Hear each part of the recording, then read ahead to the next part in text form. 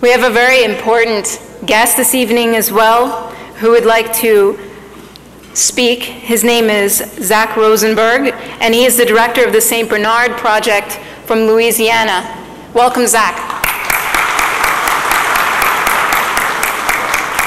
Hi, Zack. Malbaha.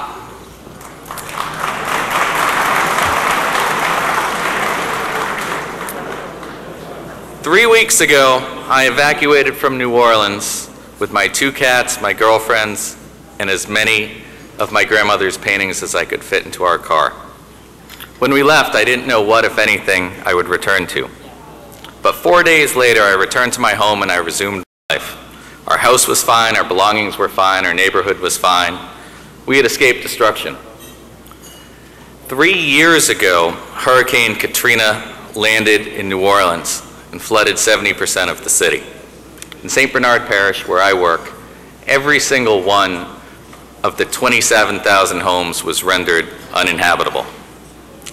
But 4 days after Hurricane Gustav, I was back on track with my life.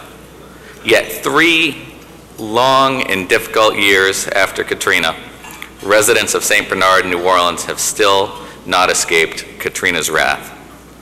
I run the St. Bernard Project, a nonprofit rebuilding group that, with the generous support of the Turkish Cultural Center and the Turkish American community, has rebuilt 146 homes in St. Bernard Parish.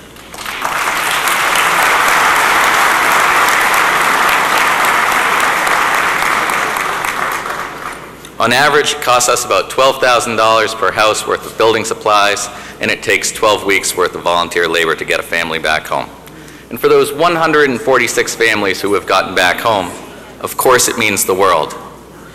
Yet, for the occupants of the 15,000 FEMA trailers that are still inhabited in New Orleans, for the tens and thousands of seniors and people with disabilities who are living on fixed incomes who can't afford the post-Katrina rent, for our 100-person waiting list, our work means nothing. Now, to be sure, New Orleans still has problems. But I'd like to tell you, these are not black problems and these are not white problems. These are not young problems and these are not old problems. These are 2 types of problems that we have in New Orleans. We have human problems and we have solvable problems. There is no community in this world and no organization that I can think of that better embodies this commitment to solvable problems than the Turkish Cultural Center and the Turkish American community. The Turkish Cultural Center teaches us that our commonalities are much more important than our differences. It teaches us that community doesn't have to be defined by proximity, and it teaches us that our neighbors' problems are our problems. More importantly, they show us, the Turkish Cultural Center, that problems are solvable. And the Turkish Cultural Center and the Turkish American community doesn't merely talk, they lead. In New Orleans, they started one of the very finest public schools in the city. And at that school, they teach the essentials necessary for higher education and good jobs, but they also teach essentials for something very much more important. They teach essentials for being a good human being. And it doesn't stop there. The Turkish Cultural Center supports the St. Bernard Project, and because of that, we have seniors who don't have to spend their golden years living in FEMA trailers. We have children who don't have to spend their formative years in FEMA trailers. And indeed, they have shown that our problems are human and our problems are solvable.